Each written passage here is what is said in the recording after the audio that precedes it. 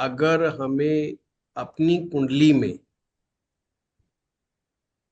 Soul को देखना हो, सोल की जर्नी देखनी हो, सोल की हिस्ट्री देखनी हो, तो उसका Right. पूरा मेथड सीख लिया था क्या आपने?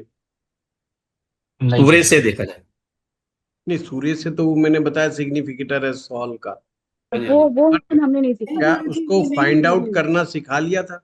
नहीं, वो नहीं नहीं किया सीखा। कुछ। वो नहीं नहीं सर, नहीं सर। देखिए, इस कोर्स का नाम है आर्ट ऑफ प्रेडिक्शंस। हमें डेली नई टेक्निक सीखनी है ज्योतिष में अपने आप को रिफाइन करने के लिए। तो हमें हर चीज को निकालने का सूत्र सीखना पड़ेगा। अभी तक हम जो सीख रहे थे वो जस्ट एक बेसिक सीख रहे थे, जिसमें ये बताया जाता है सूर्य आत्मा का कारक ग्रह है। बट इससे आगे क्या? अगर कोई व्यक्ति ये समझना चाहता है कि भाई मेरी सोल जर्नी के बारे में बताओ, तो कैसे समझेगा? तो उसे आइडिया नहीं होगा। मैंने पिछली बार जरूर ये भी बताया होगा, और हमारे ग्रंथों में भी भगवान श्री कृष्ण जी ने कहा है कि आत्मा अजर और अमर है। इसका मतलब आत्मा हर जन्म में सेम है। वही आत्मा एक जन्म से दूसरे जन्म में यात्रा कर रही है। सिर्फ हर जन्म में उसे एक नया वस्त्र मिल रहा है। तो ये एक सोल की जर्नी है। जब भी आत्मा अगले जन्म में प्रवेश करती है तो उसके पास पूरा अपना एक डाटा तैयार होता है, पिछले कई जन्मों का एक्सपीरियंस का डाटा स्टोर होता है। इसी एक्सपीरियंस के आधार पर और अपने पुराने कर्मों के आधार पर आत्मा अपने माता पिता का चुनाव करती है। तो आत्मा अपने परिवार का चुनाव करती है, माता पिता का चुनाव करती है। एक प्रकार से वह अपने खानदान का चुनाव करती है। तो सूर्य अकेला केवल मात्र आत्मा का कारक ही नहीं है, अपितु आपकी पैटर्नल लीनिएज का कारक भी है। यानी कि आपके पिता की वंश परंपरा को भी बताता है। आप ऐसा भी समझ सकते हैं कि वह आपके खानदान को भी दिखाता है। खानदान का लेवल क्या है, खानदान कैसा है? एक प्रकार से इनहेरिडिटी या आइडेंटिटी, इनहेरिटेड आइडेंटिटी, ये भी सूरज का ही कार्य है। इसको हम बहुत ही अच्छे तरीके से जब तक नहीं समझेंगे कुंडली में, हम सूरज को ढंग से नहीं समझ पाते। ये हमारी मॉरल वैल्यूज को भी रिप्रेजेंट करता है, ये हमारे अच्छे करेक्टर को भी रिप्रेजेंट करता है, और हमारे एथिकल कर्मा को भी बताता है। तो ये कभी भी नहीं भूलना कि सूरज इन चीजों को भी रिप्रेजेंट करता है। सूरज की खराबी इन सभी चीजों में कमी पैदा कर सकती है। अब जब हम इसका चुनाव, अब हम इसको जब पूरी तरीके से देखते हैं तो कैसे देखते हैं, मैं आपको स्क्रीन पे ले जाता हूं। देखिए, स्टेप को समझना बहुत जरूरी है। सबसे पहले आपको देखना है अपना मेन चार्ट, जिसे D1 चार्ट कहा जाता है, जो मुख्य कुंडली है। फिर आप जब D1 में उसका विश्लेषण करते हैं तो आपको देखना है D9 चार्ट कि सूरज की कंडीशन D9 चार्ट में कैसी है।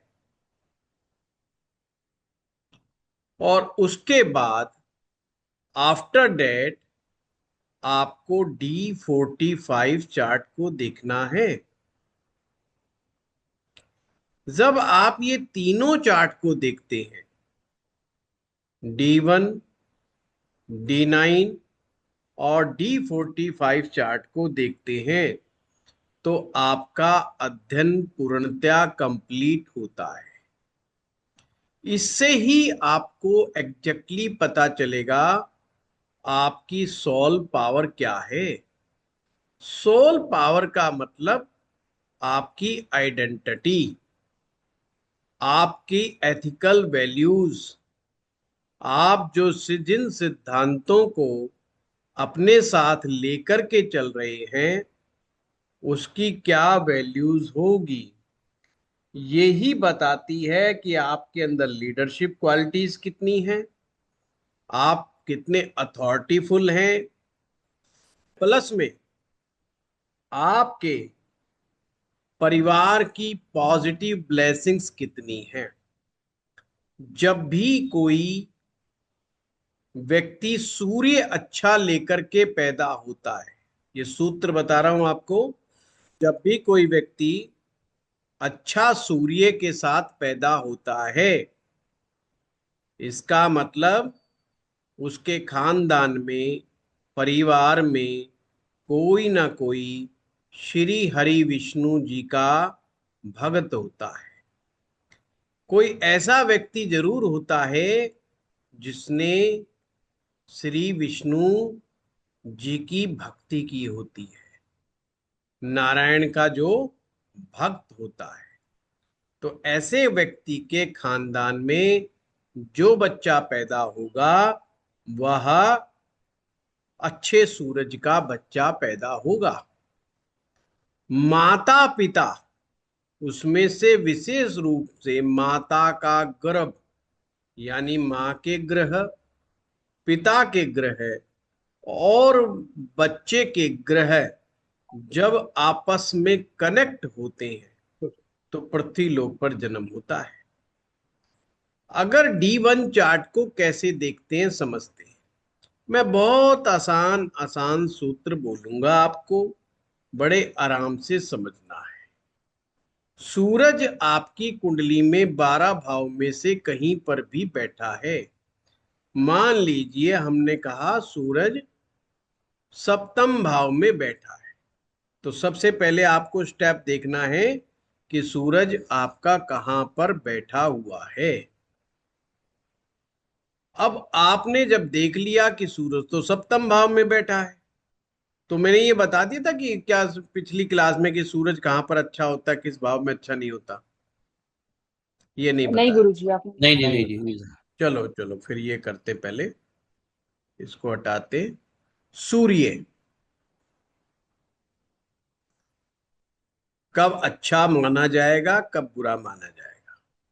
सूरज पहले भाव में अच्छा होता है, सूरज दूसरे भाव में भी अच्छा होता है, तीसरे भाव में भी अच्छा होता है, चौथे भाव में भी अच्छा हो सकता है, पांचवें भाव में भी अच्छा हो सकता है। पर छठा भाव, सातवां भाव, आठवां भाव और 12वां भाव, छठा, सातवां, आठवां, 12वां, इस चीज को समझेंगे। अगर किसी व्यक्ति का सूरज छठे में बैठा है, सातवें में बैठा है, आठवें में बैठा है या 12वें में बैठा है, किसी भी राशि में बैठा हो, किसी भी तरह से बैठा हो, वह कमजोर माना जाएगा।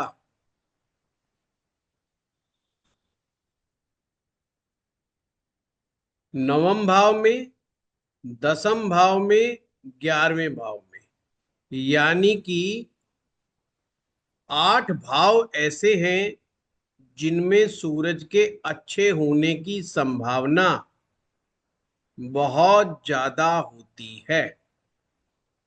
सूर्य के अच्छे होने की संभावना सर्वाधिक होती है, पर छठे भाव में, 7वें में, 8वें में, 12वें में उसमें कुछ ना कुछ कमजोरी आ ही जाती है।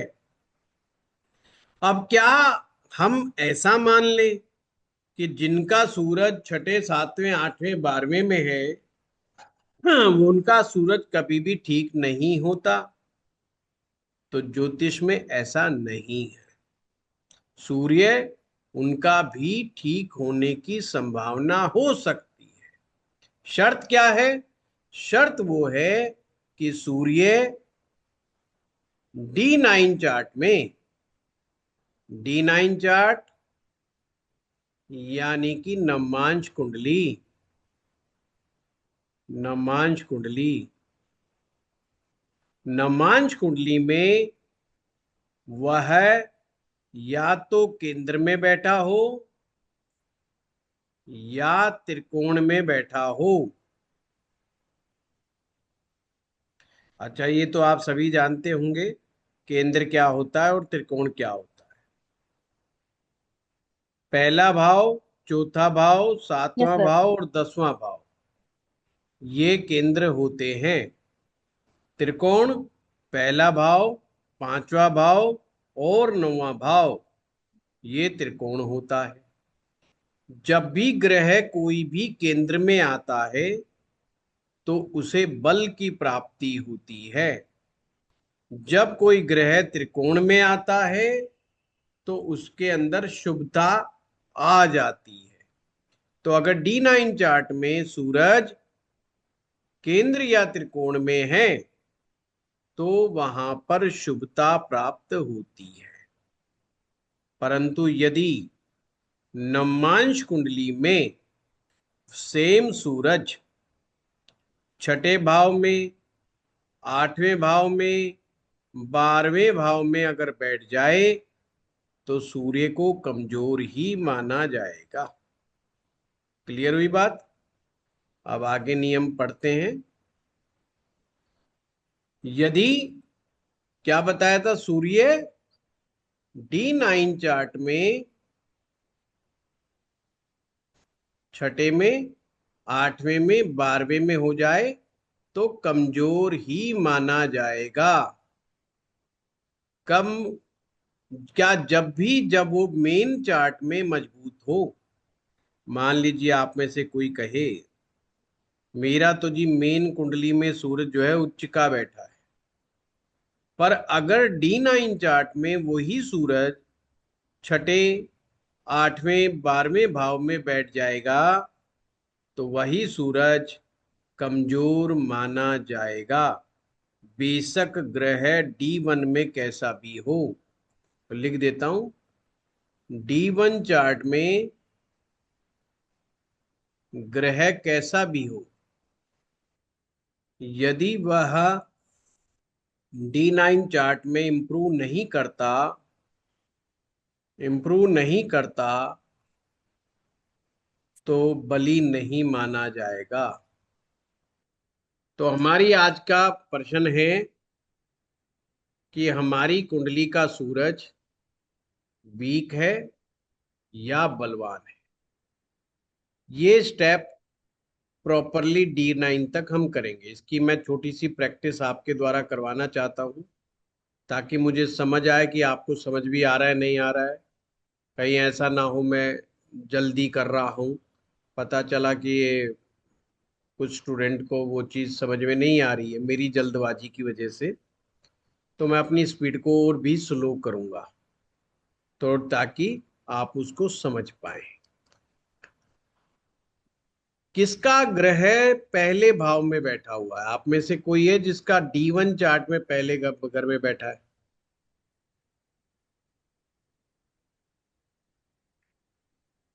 हाँ, हेमंत डोले जी पहले भाव में बैठा है। नहीं नहीं गुरुजी, मेरा प्रश्न था कि जैसे D9 में तीसरे और 11वें में अगर सूरज आ जाए तो, कोई क्योंकि बात वो नहीं, तो। मुझे मुझे वहां तो आने दो पहले। जी जी जी। हाँ लक्की बताओ। हाँ गुरुजी, मेरी मेष लगन की कुंडली है और लग्न में ही सूर्य बैठा है। अब देखो कुंडली देखने का तरीका, ये इस कोर्स का नाम ही है आर्ट ऑफ प्रिडिक्शन। हमने पहले दिन से ही कुंडली को देखने का तरीका सीखना है। अब लक्की आया, उसने कहा जी देखो ये मेरा मेष लगन है और मेष लगन में ही लगन में सूरज उच्च का बैठा हुआ है।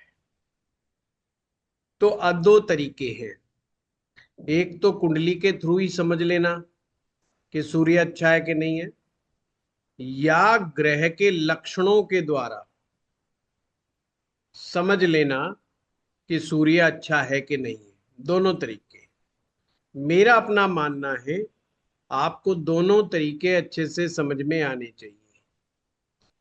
सूरज का बैठने का तरीका, उठने का तरीका, बात करने का तरीका और उसकी बॉडी लैंग्वेज राजा की जैसी होती है। जितना व्यक्ति की बॉडी लैंग्वेज अच्छी होगी उतना ही सूर्य के प्रभाव को आप समझ पाएंगे। कभी भी वो कमर झुका करके नहीं बैठेगा। जैसे हम तो देखते ना, कभी हम ये बैठ गए ये बैठ गए, वो हमेशा एक बिल्कुल उसकी एक मेरुदंड सीधा होगा और वो सीधा आई कांटेक्ट बना करके बैठेगा, रिएक्शन नहीं देगा, रिएक्ट नहीं करेगा, रेस्पॉन्ड करेगा। जिस व्यक्ति का सूरज अच्छा होता है, सूत्र याद रख लो, वो रिएक्ट नहीं करता, रेस्पॉन्ड करता है। जब सूरज खराब हो जाता है तो रिएक्शन करता है, रेस्पॉन्ड नहीं करता। तो वहीं से चीजें बननी शुरू हो जाती। अथॉरिटीफुल होता है, यानी एक एक शब्द संभाल करके बोलेगा और उसके शब्दों की भाषा ऐसी होगी कि जैसे वो कह रहा है, जैसे मैं कह रहा हूं वैसे करो। प्लीजिंग नहीं होगी, आदेशात्मक होगी। तो चलो अब सूरज को देखते हैं। आपको ये देखना है कि क्या सूरज किसी के साथ, ग्रह के साथ बैठा है। अगर सूरज राहु के साथ बैठा है तो सूर्य के ऊपर एक शैडो पैदा करता है। शनि के साथ बैठता है तो सूरज के कार्यों में दखल अंदाजी करता है, ऑब्स्टेकल क्रिएट करता है। तो यानी कि शनि बैठ जाए, राहु बैठ जाए, केतु बैठ जाए सूरज के साथ, तो सूरज की पावर को मद्दा कर देता है। सेम अगर यही ग्रह, कौन से ग्रह, शनि ग्रह, राहु ग्रह, केतु ग्रह सूरज पर अगर दृष्टि डाल दे तो भी सूरज के असर को मद्दा कर देंगे। अगर हमारा D1 में ये स्टेप कंप्लीट हो जाए, मतलब हम यस और नो वाली पोजीशन में पहुंच जाएं कि या तो हमारा मद्दा है या हमारा अच्छा है, पर दोनों ही सिचुएशन में डिसीजन जब तक नहीं होगा, जब तक नवमांश कुंडली हमें क्लियर डिसीजन नहीं देती। क्लियर डिसीजन कब आता है? जब ग्रह, नंबर वन, ग्रह केंद्र या त्रिकोण में बैठे नवमांश कुंडली में, नवमांश कुंडली में उच्च का होकर के बैठे, स्वग्रही होके बैठे, या मूल त्रिकोण राशि में बैठे। अब फिर से लिख लिख के बता देता हूं अगर आपको दिक्कत आ रही है तो। ये सूत्र कभी भी फेल हमने नहीं करना है केंद्र या त्रिकोण, इसमें तो होना ही चाहिए। अच्छा हो कि वो उच्च का हो जाए या स्वग्रही मतलब अपनी राशि का हो जाए या मूल त्रिकोण राशि का हो जाए, यानी स्वग्रही हो, उच्च का हो, मूल त्रिकोण राशि में हो, प्लस में केंद्र या त्रिकोण में बैठा हो, तो ये अच्छा माना जाएगा। परंतु यदि यही सूरज छठे में, आठवें में, 12वें में चला जाए, नीच राशि के साथ चला जाए, कहां पे, D9 चार्ट में, पाप ग्रह के साथ बैठ जाए, सूर्य प्लस पाप ग्रह, जैसे राहु, जैसे केतु, जैसे शनि।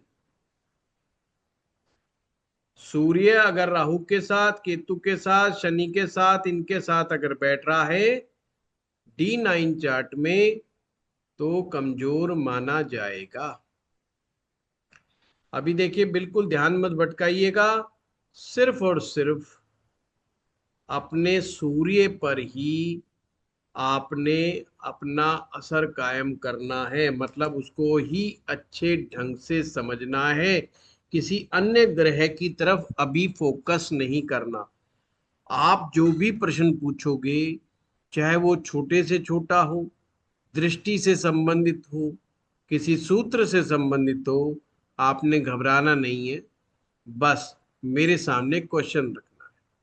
क्लास से पहले भी अगर मुझे कह दोगे कि जी आज हमें ये वाला चैप्टर पढ़ा दो, क्योंकि ये वाले चैप्टर में फलानी बात भूल गए, तो मैं पढ़ा दूंगा। तो ये मत समझना कि वो चीज नहीं समझ में आएगी, आपको 100% समझ में आ जाएगी।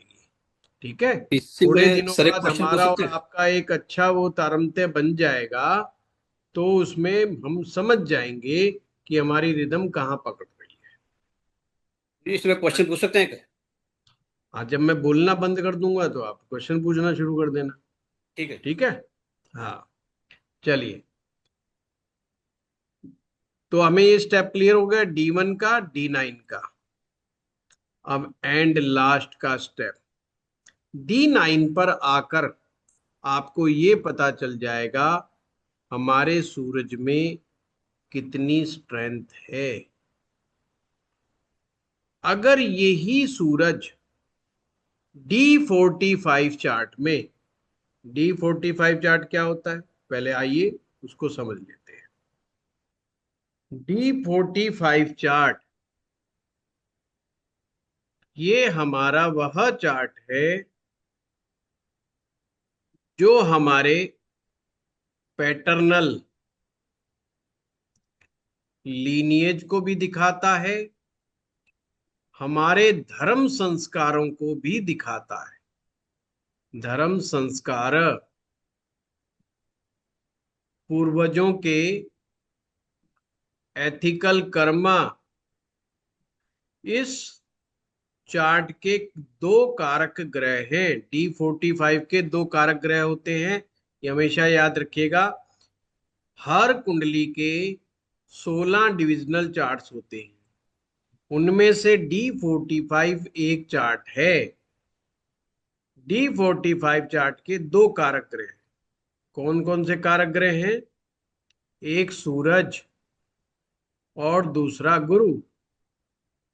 सूर्य आपकी सोल को दिखाता है और गुरु आपकी आध्यात्मिक पावर को दिखाता है, आपके विजडम को दिखाता है। खैर चलो, इतनी लंबी बात तो कभी जब D45 कराएंगे, जब करेंगे। अभी के लिए इतना समझ लीजिए, आपको केंद्र में, देखिए कि केंद्र में तो बैठा तो नहीं है D45 चार्ट में, मतलब D45 चार्ट में सूरज केंद्र में बैठा है या त्रिकोण में बैठा हुआ है। देखो कितना सिंपल से सिंपल मैं करवा रहा हूं आपको। अगर केंद्र में बैठा है तो आपका सूर्य बलवान है। इसका क्या मायने हुआ, आपने कहा जी ये तो पहले भी आपने बताया था सूर्य बलवान है। D9 में भी तो बताया था आपने कि सूर्य बलवान हो गया या फाइनल हो गया। यहां पर क्या मतलब हो गया D45?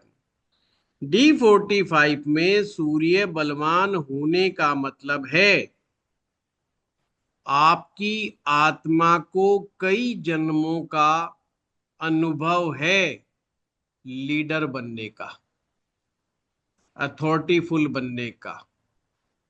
यह आत्मा राज करने आई है। यह आत्मा बड़े लेवल पर ही काम करेगी। ये छोटा मोटा काम करने के लिए नहीं है। ये पीछे से खानदानी आत्मा, खानदानी का मतलब इसे अनुभव है अमीरी का। बहुत सारे लोगों को अमीरी का अनुभव नहीं होता। जब उनके जीवन में कभी भी धन आता है, या तो उस धन का वो दुरुपयोग कर देते हैं या खुद को ही बर्बाद कर लेते हैं उसी धन के चक्कर में। बहुत सारे लोग धन को लेकर के बर्बाद हो जाते हैं। आप कहेंगे ये कैसे? ये यहीं से ही आता है। अब एक कमाल का सूत्र, सूरज अल्टीमेट वेल्थ प्रोवाइडर है या वेल्थ गिवर कह लो। हम कहते हैं करोड़पति अरबपति कैसे बना जाता है? हम लोग धन के लिए अन्य ग्रहों को ढूंढते हैं, पर उसका जो मूल सोर्स है, जिसके पास अथाह संपत्ति है, जिसके पास अथाह धन की शक्ति विराजमान है, जो धन की स्वामिनी का भी स्वामी है, धन की स्वामिनी का भी स्वामी है, उसका नाम सूरज है।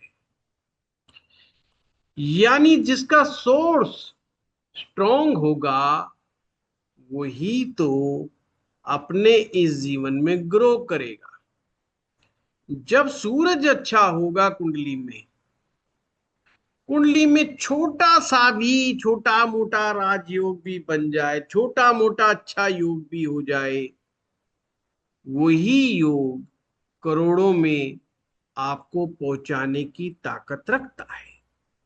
अगर यही सूरज, जिसके पास अनुभव ही नहीं राजा होने का, जिसके पास अनुभव ही नहीं है धनवान होने का, अच्छा योग भी कुंडली में बन जाए तो वह अच्छी तरह से फल नहीं देगा। No fructifications of any type of raj yoga without the strength of the sun. कितना गहरा सूत्र है कि बिना उसके वो नहीं हो सकता। D1 का सूरज अच्छा, यानी इस जन्म में आपका सूरज अच्छा है।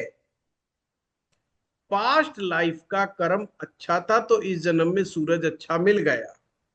D9 का सूरज अच्छा, इट्स वेरी गुड कि रियल में ही तुम्हारा सूरज अच्छा है।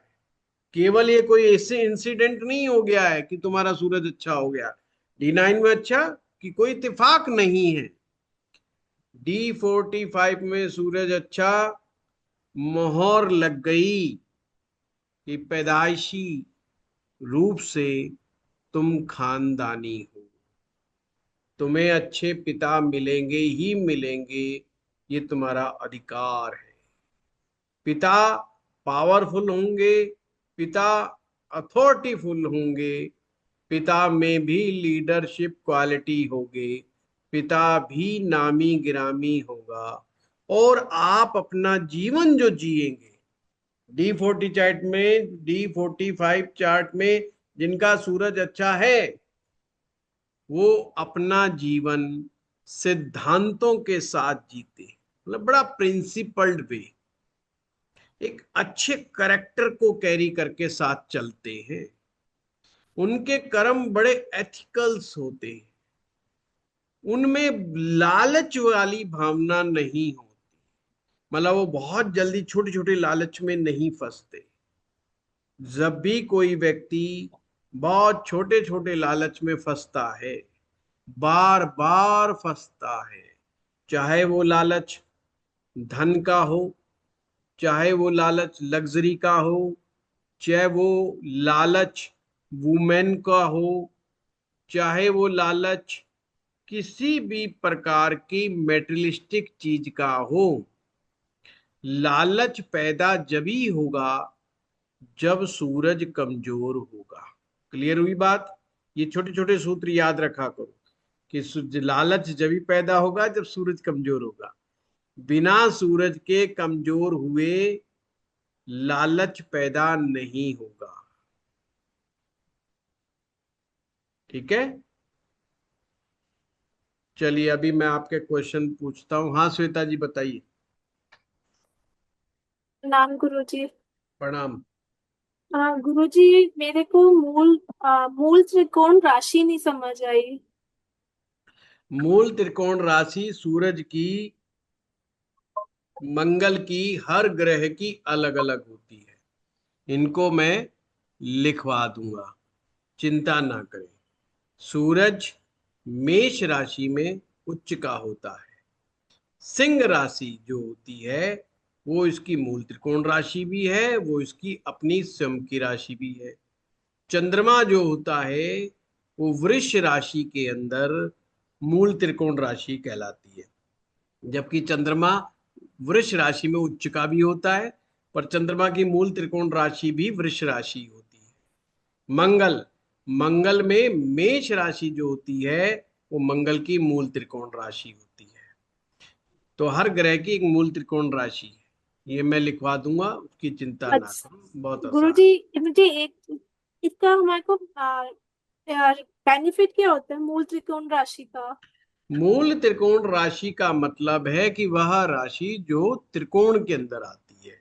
वो त्रिकोण जब मैं कराऊंगा, या तो शायद आपको उस चीज को, या तो मुझे किसी दिन एक दिन बैठ करके समझाना पड़ेगा। ठीक है, मूल त्रिकोण राशि का फायदा क्या होता है ये मैं समझा देता हूँ। मूल जो भी ग्रह मूल त्रिकोण राशि में होता है वो बहुत शक्तिशाली माना जाता है। सर्वाधिक शक्तिशाली माना जाता है उच्च का ग्रह। उससे कम शक्तिशाली जो माना जाता है वो माना जाता है वर्गोत्तम ग्रह। और उससे भी कम शक्तिशाली ग्रह माना जाता है मूल त्रिकोण का ग्रह। उससे कम शक्तिशाली माना जाता है अपनी ही राशि में बैठा हुआ ग्रह। फिर ऐसे मतलब वो हायरार्की है इसके अंदर ग्रहों की, है ना। फिर उल्टा चलना लग जाता है, मतलब उससे नीचे फिर मित्र राशि में बैठा हुआ ग्रह, फिर शत्रु राशि में आ जाता है, नीच का आ जाता है, फिर अस्त आ जाता है, ऐसे आता है। सबसे डाउन अस्त माना जाता है। जो ग्रह अस्त होता है वो सबसे न्यूनतम स्तर के ऊपर होता है। जो अच्छा उच्च का होता है वो सबसे उच्चतम स्तर पर माना जाता है। अच्छा गुरुजी, जैसे मैंने फर्स्ट टाइम ही किया है, मैंने आपका कोर्स लिया, मैंने आपके 7-6 वीडियोस भी लाइव गो थ्रू कर लिए हैं सर। जैसे आप जो छोटा छोटा बेसिक बता रहे हैं कि इससे एक छोटा सा पीडीएफ अवेलेबल हो सकता है सर रिटेन करने के लिए? तो इतना सच बोलूं या झूठ बोलूं? नहीं तो सच्ची बोलिए सच बोलूं तो मेरे पीडीएफ में कोई दम नहीं है। सर। आप इतना अच्छा बताते हैं कि पीडीएफ में बस तो मैं बहुत ही बताता ही अच्छा हूं, इसलिए पीडीएफ में दम नहीं है। मुझे एक स्टाफ को बोलना पड़ेगा, वो पीडीएफ बना करके देगा, जिसे मैं भी नहीं पढ़ता हूँ। तो अच्छा आप पढ़ अच्छा के क्या करोगे? इसीलिए ठीक है। मैं बार बार अपने स्टूडेंट से कहता हूँ, भाई आप अपने नोट्स बनाओ खुद। तो मैं नोट्स बना पीडीएफ, रही हाँ हूँ बस वो बना रही सबसे और आज से नहीं है। मेरे ख्याल से रचना जैन जी हमारे पास से कब से स्टार्ट किया था? रचना जी आपने 2008 में किया था, 9 में, पता जी नहीं। जी, हाँ जी, 11 में गुरुजी। 11 में, 2011 में ये रचना जी हमारे इंस्टीट्यूट में लाइव क्लास में आती थी। अब इन्होंने बहुत सालों के बाद दोबारा से अपने आप को ब्रश अप करने के लिए दोबारा ज्वाइन कराया है। मैंने कहा कि आप थोड़ा सा फिर से दोबारा स्टार्ट करो। तो आप उस समय भी मैं नोट्स नहीं देता था, चाहे जैन रचना जी से पूछ लो। ऐसा नहीं मैं आप लोगों को नहीं दे रहा, उस नहीं समय भी मैं नोट्स नहीं देता था। और कोई गुरुजी नहीं मेरे गुरुजी पास मैं तो कम से कम 15 नोटबुक्स भरी हुई हैं, रजिस्टर्स मोटे मोटे। हाँ नहीं, अच्छा स्टूडेंट नोट्स बनाते थे, ये बात अलग है। मेरे स्टूडेंट नोट्स बहुत अच्छा बनाते हैं, गुरुजी मैं 15 इतना अच्छा नोट्स नहीं रजिस्टर्स। बनाता हूँ। तो पीडीएफ देके कहोगे तो मैं अपने किसी बंदे को, इतने लोग काम करते हैं मेरे यहाँ, किसी को बोल दूंगा। बट मैं सच बताऊं, मेरे नोट्स में उसी दिन मजा आएगा जो मैं अपने हाथ से लिखूंगा। नहीं गुरुजी, मैं खुद आप बताएंगे वही लिखूंगी। बस बस बस, वो ज्यादा बेटर आपको अच्छे रिजल्ट्स देगा। 2 बार वीडियो सुनो, 3 बार वीडियो सुनो, उससे क्या होगा, आपके अंदर एक क्लैरिटी बहुत अच्छी आएगी, बार बार आएगी। एक बार क्लास नहीं समझ में आएगी, 2 बार पढ़ो, प्रैक्टिकली कर करके देखो, धीरे धीरे समझ में आने लगेगा। जैसे आज मैंने सूत्र बताए, तो आप 4-5 कुंडलियां देखो कि ग्रह कहाँ बैठा हुआ है, सूरज कहाँ बैठा हुआ, बाकी को किसी को मत देखो, सिर्फ सूरज को देखो।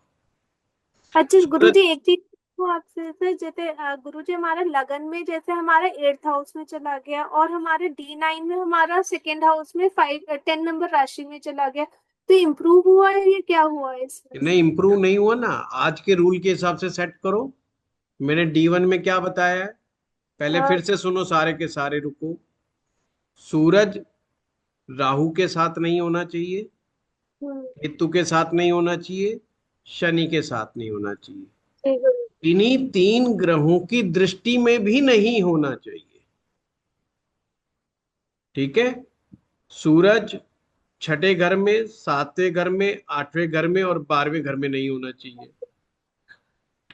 अगर ये ऐसा नहीं है, अब जैसे आपने कहा जी 8वें में आ गया, तो इसका मतलब ये सूरज कमजोर है। अब इसी को D9 लेकिन में देख, D9 में हम्म, जो है, D9 में सूत्र बताया था, केंद्र या त्रिकोण। देखो। केंद्र में हो यानी 1, 4, 7, 10 में हो, या 1, 5, 9 में हो, उसमें भी अगर वह उच्च का हो जाए, अपनी ही राशि का हो जाए, तो उत्तम माना जाएगा। एक टर्म आती है वर्गोत्तम, वो भी मैं आपको सिखाऊंगा। यानी जब ग्रह D1 में जिस राशि में बैठा है, D9 में भी उसी राशि में बैठ जाए, तो उसे वर्गोत्तम ग्रह कहते हैं। अगर वो वर्गोत्तम होके बैठा है तो भी अच्छा है। अब आपके आंसर में आता हूं, कुंडली के दूसरे भाव में आ गया, कुंडली के तीसरे भाव में आ गया, तो मैंने क्या बताया था, क्या दूसरा भाव तीसरा भाव खराब बताया? तो आंसर है नहीं, दूसरे में तीसरे में खराब नहीं है, पर शक्ति उसे जब मिलेगी जब वह केंद्र में आएगा। एक होता है खराब होना और एक होता है शक्तिशाली होना, दोनों में अंतर है। तो शक्तिशाली, जब तक सूर्य को बल नहीं मिलेगा, तो सूर्य को बल मिलेगा केंद्र में, 1, 4, 7, 10 में। स्मूथनेस मिलेगी उसको 1, 5, 9 में। इसके अलावा सूरज कहीं भी बैठा है, या तो वह खराब है या बस वो सामान्य है। सामान्य में जनरल है, पर उसमें बल इतना ज्यादा नहीं है, वो हम उसकी उम्मीद नहीं कर सकते। तो ऐसे में आंसर क्या निकला? आंसर ये निकला कि यह सूर्य थोड़ा कमजोर ही माना जाएगा, क्योंकि उसने D9 में इंप्रूव नहीं किया। इंप्रूवमेंट कब मानी जाती है? एक 1-4। स्टूडेंट जब क्लास में नंबर लाता है 60%, नेक्स्ट टाइम जब वो 60 से ज्यादा लाएगा तो इंप्रूवमेंट मानी जाएगी। अगर वो कह दे जी वो 62 नंबर लेके आया, अब 60 से तो ज्यादा ही ले आया, पर बस हम कहेंगे यार कोई खास नहीं है, ठीक है, गुजारे लायक कर दिया, चल 60 था पिछली बार, इस बार 62 कर दिया। तो बस ये इसमें इतनी ही इंप्रूवमेंट है कि अष्टम से निकला और दूसरे में आ गया, तो थोड़ा सा इंप्रूव, थोड़ा स्मॉल लेवल पर इंप्रूव हुआ, पर कोई सिग्निफिकेंटली इंप्रूवमेंट उसमें नहीं है। अब क्लियर हुआ? ठीक है। जी गुरुजी, सूरज धन्यवाद। की दृष्टियां कैसे देखते, सूरज के ऊपर दृष्टि कैसे देखी जाती है? आओ पहले ये समझा देता हूं। अक्सर इसमें भी कंफ्यूजन होता है। कहां पर कंफ्यूजन होता है? खास करके जब गड़बड़ कहां होती है?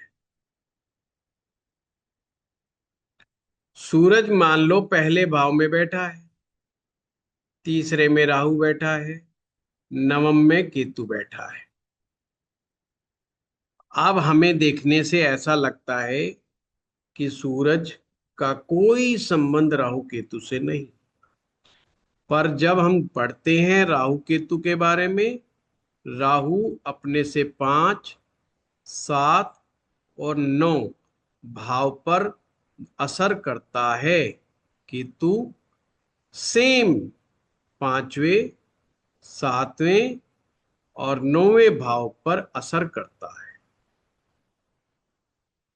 अब केतु यहां पर बैठा है 9th हाउस में, डेट से 9th हाउस। अब यहां से अगर हम गिने 1, 2, 3, 4, 5, तो हम क्या कहेंगे? केतु पंचम स्थान पर, अपने से पंचम स्थान के ऊपर दृष्टिपात कर रहा। पर अब हम यहाँ पे राहु केतु की दृष्टि नहीं होती तो हम कहेंगे असर पैदा कर रहा है। केतु भी सूर्य के अंदर ऑब्स्टिकल पैदा करता है, सूर्य को काम नहीं करने देता। क्यों? केतु कौन है? केतु साधु है। पॉजिटिव केतु साधु होता है, आध्यात्मिक व्यक्ति।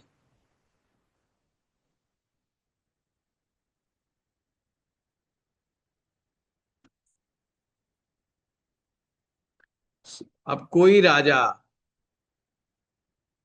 साधु बनकर के राजतंत्र चला सकता है क्या? है? साधुपन से कोई राज नहीं चलता। राज हमेशा तलवार की नोक पर चलाए जाते हैं। ऐसे ही राहु नवम स्थान पे से देखे, कहीं से भी आपको दिखाया 5, 7, 9 याद रखें। अक्सर व्यक्ति, स्टूडेंट यहीं पर गलती खाता है। बाकी दृष्टि को तो पकड़ लेता है, शनि की दृष्टि को फटाफट पकड़ लेगा, तीसरी, 7वीं, 10वीं वो सब पकड़ लेगा, बट राहु केतु के मामले में गलती खा जाता है। ठीक है, चलिए संगीता जी। नमस्ते सर। नमस्ते। सर इसमें मेरे दो क्वेश्चंस हैं। एक आपने बोला कि केंद्र में सूर्य सही होता है, मतलब कि केंद्र में सूर्य को होना चाहिए, तो सर फिर D1 में आपने सूर्य को 7th हाउस में मतलब कि कमजोर बताया, बिल्कुल। तो वो भी केंद्र में ही तो माना जाएगा ना? केंद्र में माना जाता है, इसलिए मैंने कहा D9 के अंदर केंद्र में।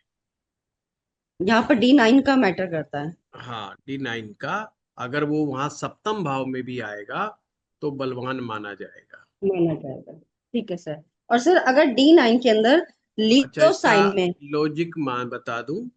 जी सप्तम भाव सूरज के छिपने का भाव है। जी सप्तम भाव में सूरज अस्त होता है, जी जी पहले बिल्कुल भाव में सूर्य उदय होता है, तो ये जी, छिपने का भाव है, तो सप्तम में वो अस्त हो गया। ठीक है। ठीक है हम्म। ठीक है ठीक है। और D9 के अंदर अगर लियो साइन 6th हाउस में पड़ रहा है, उसमें सूर्य और जुपिटर है, तो सर कुछ इसको भी कैसे हो, प्रेडिक्ट करेंगे? सूरज छठे में चला गया, बस बात खत्म। चलेगा, हाँ, ठीक है इसलिए ठीक मैंने है, एक लाइन थैंक बोली थी कि चाहे वहां सवग्रही हो जाओ चाहे उच्च का हो जाओ, वह यू। कमजोर माना जाएगा। अच्छा, फिर भी मन गवाही ना देना। जब भी कोई हमारा ग्रह बेचारा डूब सा था दिखता है ना, तो मन मन बड़ा उदास होता है, मन गवाही नहीं देता। बोला ऐसे कैसे हो सकता है, मेरा थोड़ी जाएगा, अपना नहीं जाएगा। जुपिटर जुपिटर भी साथ में है ना, तो लगता है अब कि वो तो बचा ही लेगा। हम तो डूबे सो डूबे, तुझे भी लेके डूबेंगे। वो सूरज वो गुरु ओके, को लेके जुपिटर भी। डूब गया, गुरु भी डूब गया। गुरु आएगा अच्छा जब उसमें अच्छा, भी यही पता चलेगा। देखिए, ठीक है, थैंक अगर फिर भी अंदेशा हो तो यू। D45 पे चले जाना चाहिए। वहां पर वहां तो देख सर लेना 8वें घर में गया, है। 8वें घर में गया, 8वें घर में गया वहां तो। बस, तो फिर अब मैं क्या कह सकता हूँ। अच्छा, हमें ठीक तो है सर। D9 में ही पता चल जाता है, पर स्टूडेंट के लिए कि भाई चलो अपने दिल को ढांढस बंधा लो, तो D45 में और देख लो, है ना, डबल क्रॉस चेक हो जाएगा। कोई बात नहीं, इसका मतलब होता है कि हमें सूर्य के बल की आवश्यकता है। सिंपल सी तो बात है। सर बताएंगे आप इसमें हम कैसे उसको उठा सकते हैं, बताएंगे आप, थोड़ा ज्ञान देंगे इस पे, उठाने और बिठाने का कैसे ठीक काम कर हम बाद में करेंगे, अभी तो सिर्फ ठीक है। हम बताने बताने का काम करेंगे। ठीक है। ठीक है सर, थैंक यू सर। आगे थैंक यू करेंगे। Sir, thank you sir. ठीक है हाँ सर, थैंक नवीन। यू। प्रणाम गुरुजी। प्रणाम प्रणाम। गुरुजी, एक क्वेश्चन ना हमेशा मुझे बड़ा तंग करता है कि गुरुजी जैसे हम कहते हैं कि D1 में अगर ग्रह खराब हो गए तो D9 में आप चेक कर लो, है ना। हम्म। तो गुरुजी हम क्यों ना D9 से ही सारी प्रेडिक्शन करें फिर, करोगे मतलब काहे ऐसा से? क्यों D1 से करके भी D9 में पहुंचते हैं। करोगे ऐसे कैसे? जब कभी लड़की को देखने जाते हैं तो क्यों कहते हैं तुम्हारे माँ बाप से मिलवाओ? जब शादी लड़की से करनी है तो माँ बाप से कहीं को मिलना? भाई जब लड़की से शादी करने जाते हो, और अपने देश में ही नहीं, किसी भी वर्ल्ड में कहीं भी चले जाओ, कितने भी एडवांस कंट्री में पेरेंट्स से मिलते हैं। क्यों मिलते हैं भाई? वो तो क्योंकि मूल खानदान से सोर्स वही है भाई, मूल सोर्स वही है। D1 मूल सोर्स है, आएगा D9 में वो वही, वो तो हम क्रॉस चेक कर रहे हैं। आज जब आप एडवांस ज्योतिष सीख लेते हो, आप D9 में मत जाइए, कोई फर्क ही नहीं पड़ता, D1 से ही पता लग जाएगा, D9 में जाने की आवश्यकता नहीं है। ये तो एक आसान रास्ता दिया नवमांश में कि जल्दी पहचान ले स्टूडेंट, अन्यथा तो नवमांश का ये काम ही नहीं था। नवमांश का तो काम ये था कि हम विवाह के संदर्भ में बात करेंगे और स्पिरिचुअल टॉक करेंगे, धर्म के संदर्भ में बात करेंगे। धर्म, विवाह भी धर्म का कार्य है, तो सिर्फ हम विवाह की बात करेंगे और धर्म की बात करेंगे, बस, इससे ज्यादा कोई बात नहीं करेंगे। परंतु नवमांश में रिसर्च में ये पता चला कि ग्रह की स्ट्रेंथ भी देखी जा सकती है, तो उसका प्रयोग करने लग गए। अब एक स्टूडेंट को बहुत लंबे समय बाद समझ में आता है कि D1 से सारी स्ट्रेंथ कैसे निकालते हैं, पर D9 के माध्यम से वो जल्दी शॉर्टकट में पहुंच जाता है। इसलिए तो D1 को तो कभी अपन इग्नोर कर ही नहीं सकते। हाँ भैया, कभी शादी करने जाओ, लड़की हो तो लड़के के माँ बाप को मिलो, और लड़के हो तो लड़की के माँ बाप से मिलो। आधे से ज्यादा तो वहीं से ही समझ में आ जाएगा कि क्या होने वाला है। ठीक है। हाँ चलिए। हाँ सुनीता जी। प्रणाम गुरु जी। प्रणाम।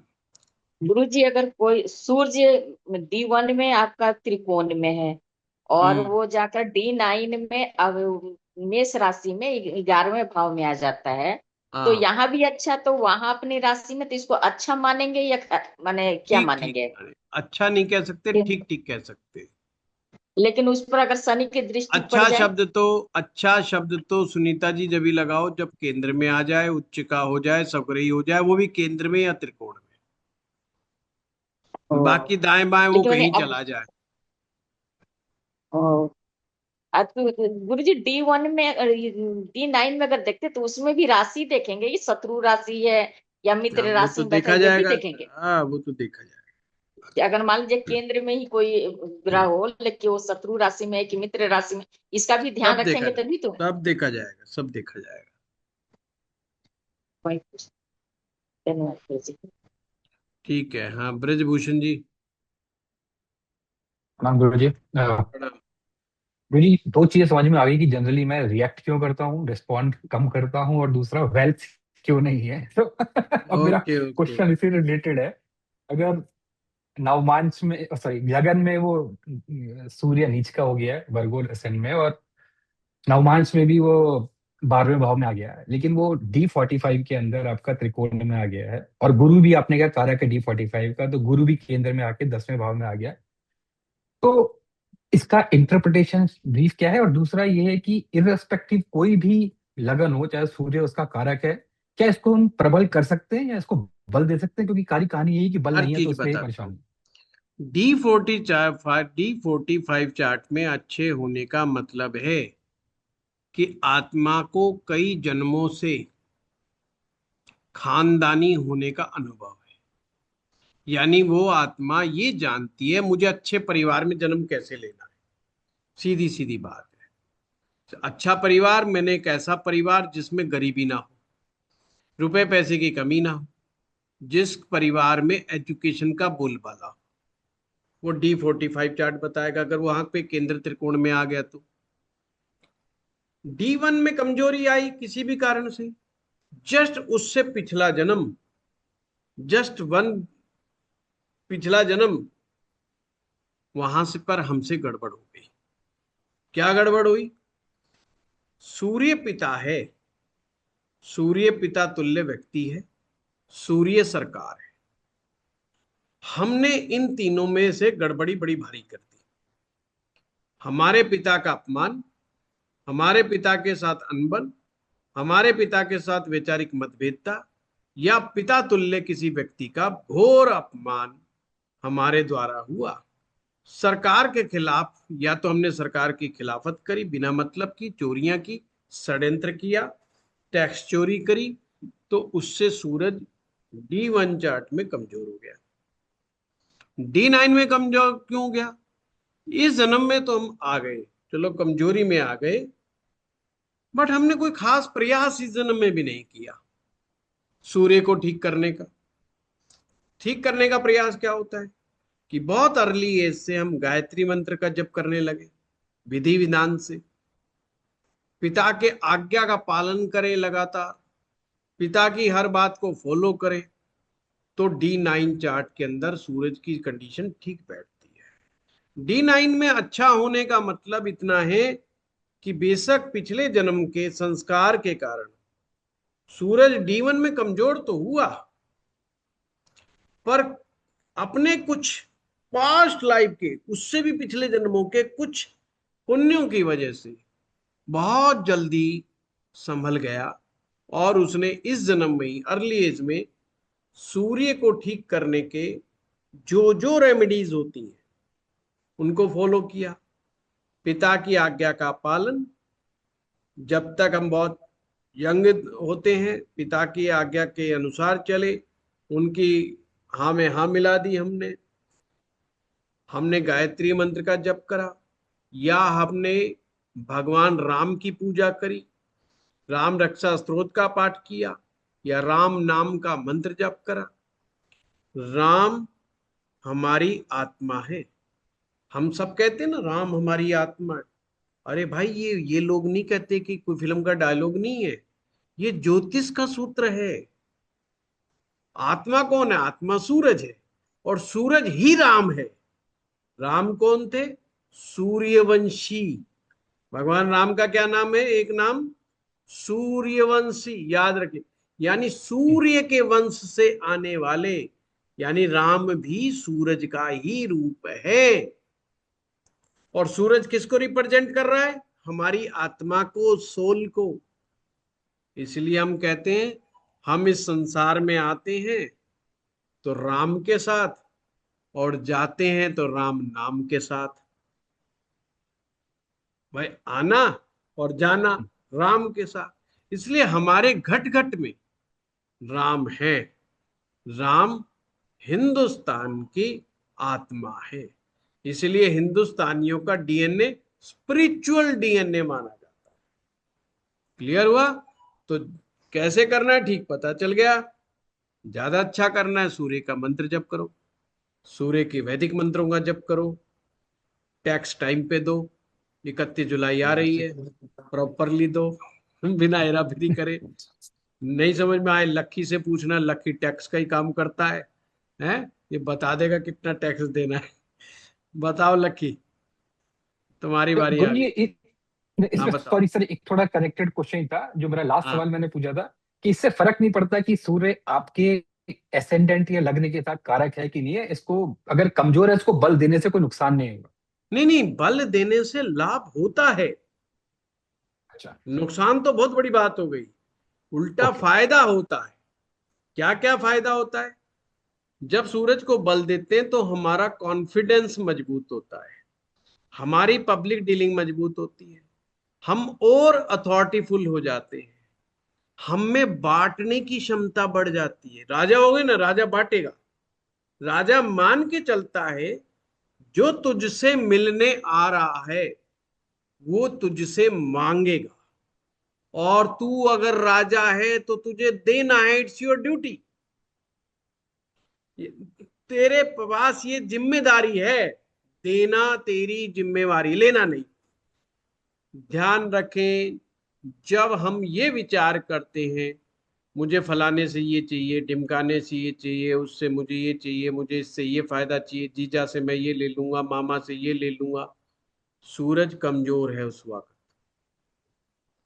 जब हम कहते हैं हम ऐसे कामयाब बने, हम इस लायक बने कि जो हमारे पास आ जाए हम उसको कुछ देने में सक्षम हो जाए, देने की क्षमता जब हमारे अंदर आएगी तो हमारा सूरज बता देता है कि वो डेवलप हो रहा है, हमारा सूरज ठीक हो रहा है। बांटने की क्षमता, देने की क्षमता, क्योंकि उसके पास तो कोई धन की कमी नहीं, सोर्स की कोई कमी नहीं ना, वो तो जितना मर्जी बांटते चलो। अच्छा, एक और बात, जिन लोगों का सूरज ठीक होता है वो जितना बांटते उतना आगे बढ़ते, जितना बांटते उतना आगे बढ़ते, जितना मर्जी खर्चा बना लो, जितना मर्जी, वो खर्चा कहाँ से निकल रहा है कहाँ से आ रहा है उसे नहीं पता होता, गणित नहीं पता होता। राजा को गणित नहीं आता, बस उसे बांटना आता है। ठीक है, चलो। Thank you. हाँ लकी। पूरी सपोज D1 में सूरज अच्छा है, D2 में मतलब D9 में थोड़ा सा खराब हो गया, और D45 में फिर से अच्छा हो जाए, तो फिर सूरज को कितना सही समझा जाएगा? नहीं, फिर कमजोर माना जाएगा, अच्छा, D9 तो में पूरा नहीं जाना चाहिए, D9 में नहीं जाना चाहिए। D1 में हो जाओ गड़बड़, पर D9 में गड़बड़ नहीं होना चाहिए। तो गड़बड़ी माना जाएगा। हाँ, D9 में गया तो गया, इसका मतलब उपाय करने की जरूरत है। ठीक D9 ठीक में है। कमजोर हो जाए तो उपाय करने की जरूरत है। ठीक है। अशोक कुमार जी।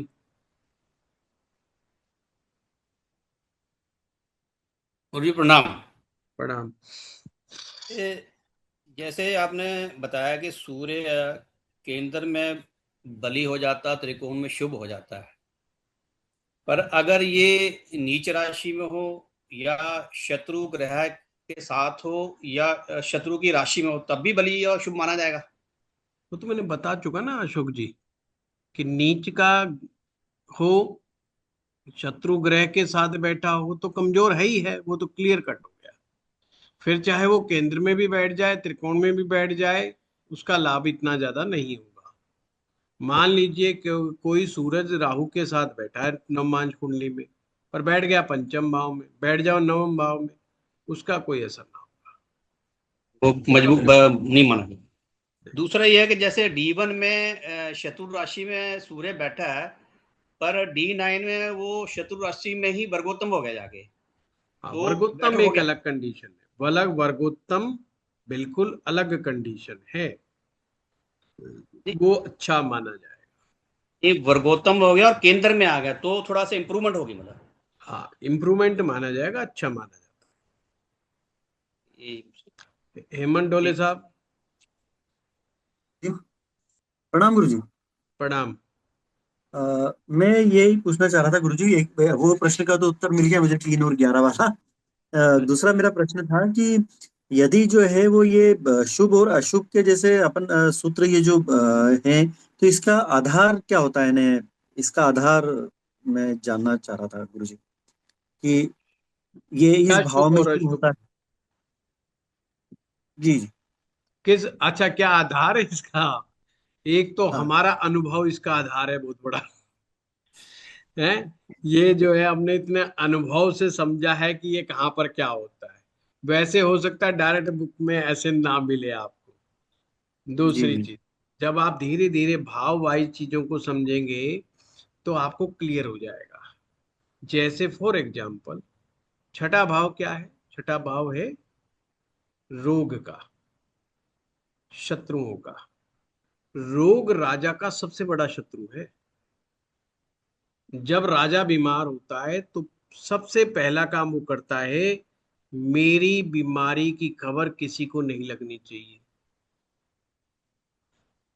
जिन्ना टीबी का पेशेंट था, डॉक्टर को पता है जाने वाला है, अगर ये खबर बाहर आ जाती तो पाकिस्तान बनता नहीं।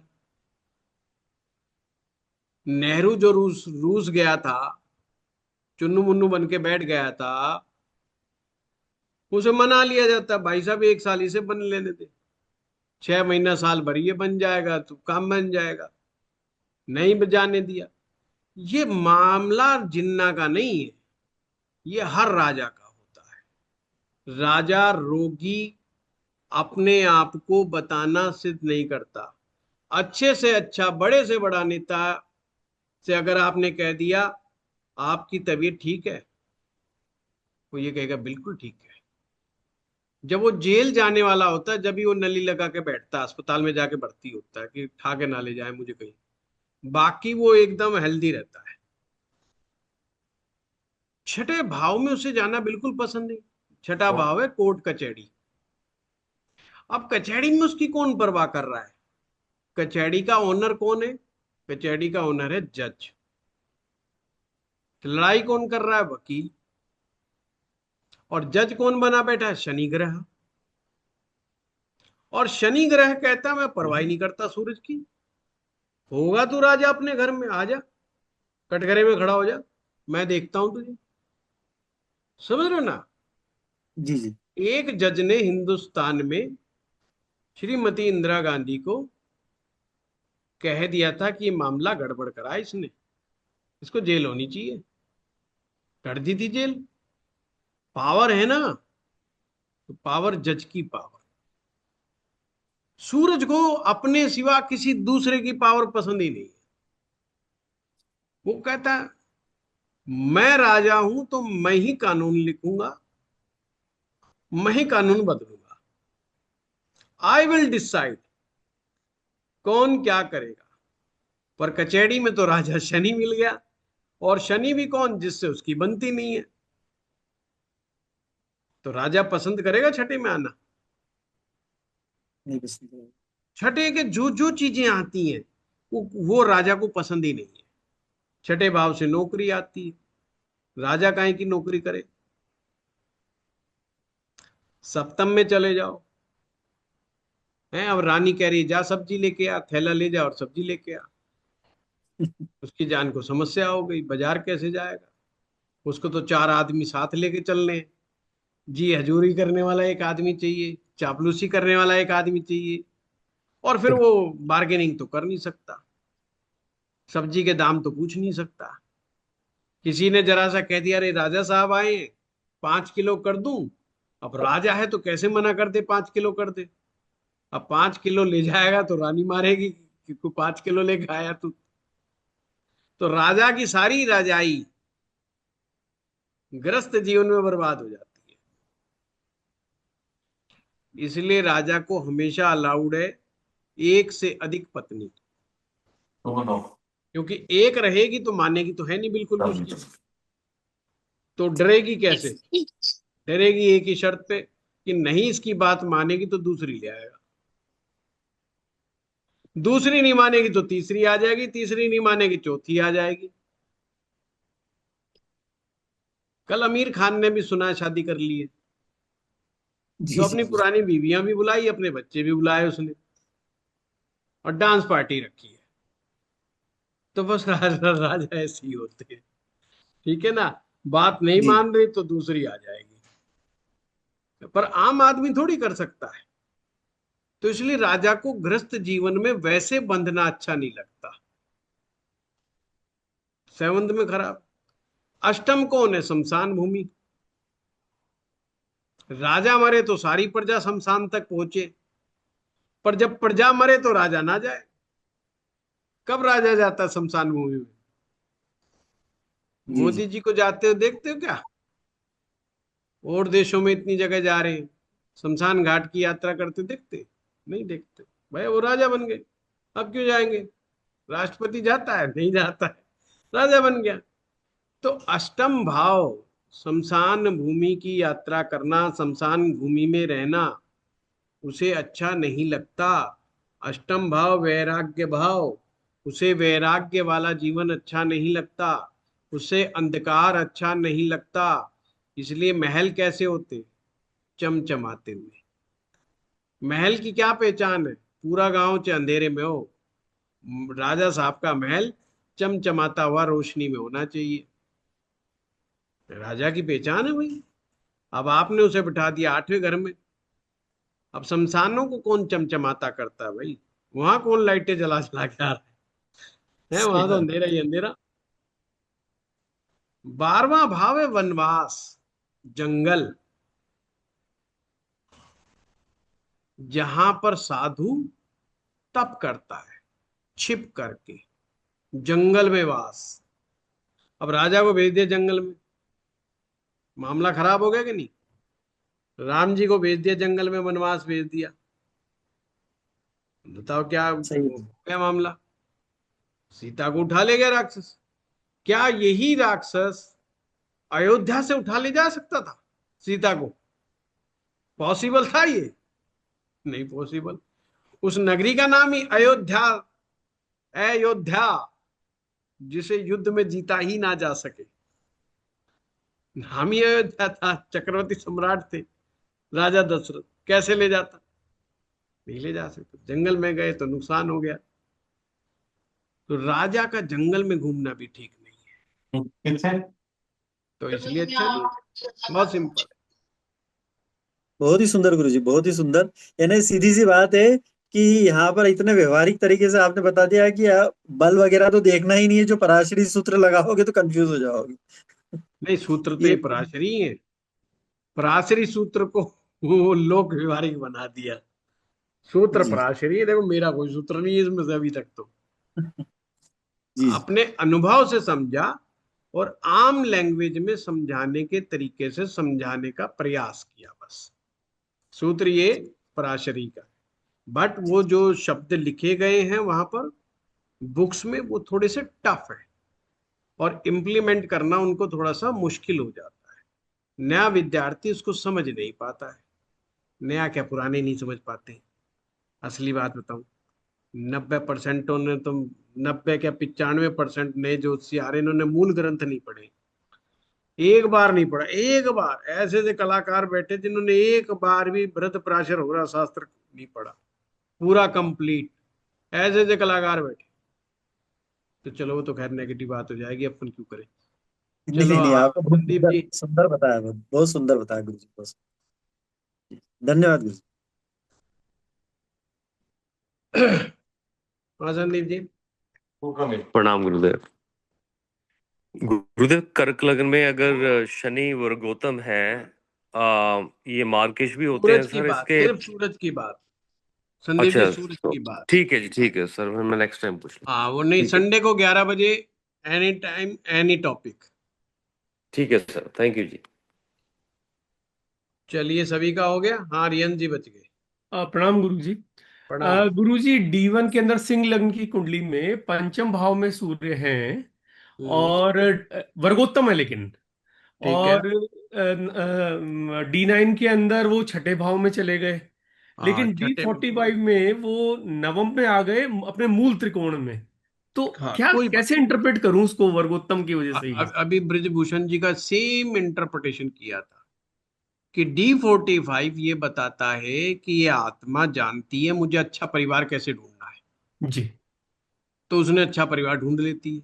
हम्म। अच्छा परिवार का मतलब जिस परिवार में शिक्षा को महत्व दिया जाए, संस्कारों को महत्व दिया जाए, ग्रोथ के ऊपर डिस्कशन हो परिवार में बैठ करके, और कंपटीशन आपस में ग्रोथ के लिए हो कि यार देख फलाने का लड़का इतना आगे बढ़ गया, फलाने का लड़का इतना रुपया कमा रहा है, फलाने का लड़का इस पोस्ट पोजीशन पर बैठा हुआ है, अपन ने भी बेटा इसमें कुछ करना है, बेटा अपन ने भी कुछ करके दिखाना है। इसे कहते हैं growth atmosphere, growth mindset.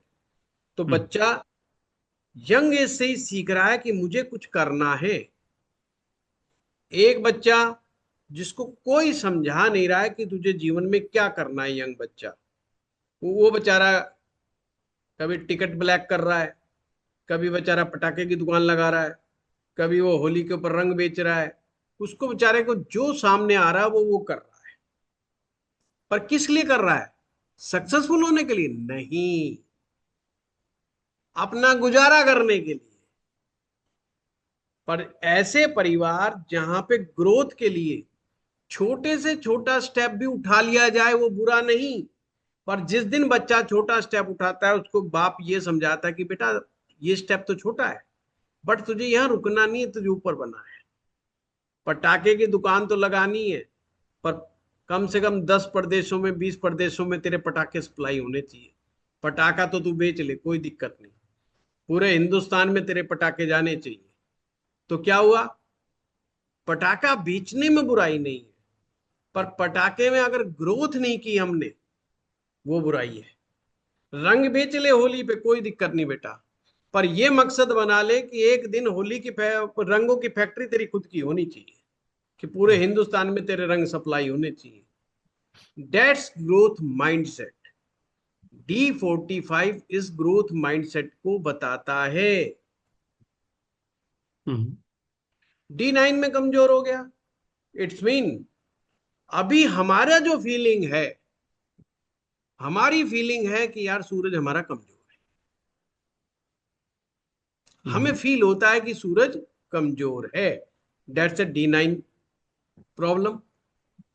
D9 में सूरज कैसे भी कमजोर हो जाए, हमें ऐसा लगेगा कि हमारा जो रुआब पड़ना चाहिए, हमारा जो एक प्रभाव पड़ना चाहिए दूसरे पर, वो नहीं पड़ रहा। बस, तो रेमेडी शुरू। तो फिर वर्गोत्तम का क्या हुआ यहाँ पे, मतलब वर्गोत्तम का मतलब ये हुआ, उस आत्मा को ये भी अनुभव है कि राजा बनना जरूरी है। उसको ये याद तो है तू पीछे कमजोर नहीं था, तो कुछ तो था, कमजोर नहीं था, तेरी हस्ती जीरो नहीं थी, तू भी था कुछ। इस जन्म में भी कुछ हो सकता है, होने की पूरी संभावना है। यानी उसे संभावना नजर आती है, संभावना उसने जीरो नहीं की है। वर्गोत्तम हमेशा जिंदा रखता है, मतलब उसको संभावनाओं को कभी मारता नहीं है। उसको हमेशा लगता है कभी भी कुछ भी हो सकता है, एक दिन मैं भी ऊपर राइज कर सकता हूं, मैं भी राजा हो सकता हूं। यह है वर्गोत्तम। वर्गोत्तम को मैं कहता हूं ये मरने नहीं देता। चंद्रमा वर्गोत्तम हो, मन उदास होएगा, मन परेशान होएगा, परेशानी के बाद थोड़ी देर बाद में कह देगा कोई बात नहीं, फिर खड़ा हूं, फिर लट बजाऊंगा। मानूंगा तो नहीं मैं।